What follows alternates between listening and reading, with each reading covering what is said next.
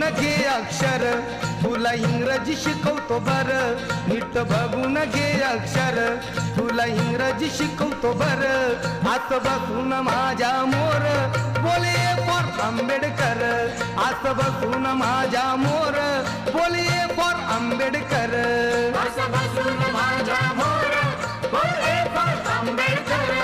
असं बसून माझ्या मोर